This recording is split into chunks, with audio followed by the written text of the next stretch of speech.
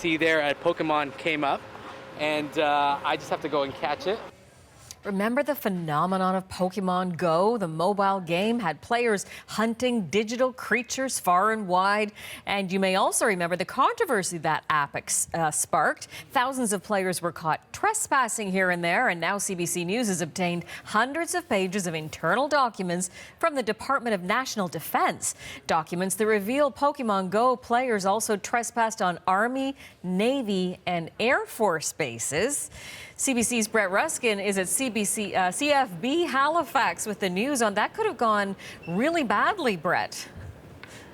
Yeah, depending on where these people were trespassing, and all of the details are laid out in more than 400 pages, delivered more than 3.5 years after Pokemon Go was originally launched back in 2016. But we now have these documents. We can now see kind of behind the scenes what was happening at military bases like this one behind me, as well as military bases all across the country, with these players wandering onto military bases. And there was a little bit of concern, mostly curiosity by Canadian Forces members, wondering what is going on with all of these people just kind of nonchalantly trespassing. We heard that there was a military police officer, for example, in CFB North Bay that was doing his rounds around midnight. There were two men in a van that pulled a U-turn in the dark, went deeper into the base.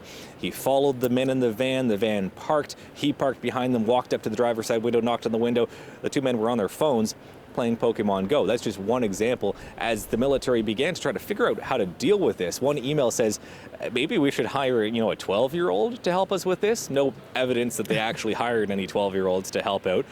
And we also saw that there were at least 3 occasions where corporals on 3 different bases were asked and tasked with taking a phone, taking a notepad, going around to see the different locations that the players would try to visit on the base using the Pokemon Go app, so being, asked to play Pokemon at work. And we know that because we actually have the handwritten notes from that corporal. And so if you want to see more details, we have the full web story up on CBCNews.ca. But the takeaway is that a couple weeks after the game launched, the military had to put out a release saying, you're welcome to play Pokemon Go. We encourage players to use the app, just as long as they don't use it in unauthorized areas. Jennifer. Well, I guess patience pays off because you got that treasure trove of documents, Brett. That's Thank right. you so much for this. CBC's Brett Ruskin in Halifax.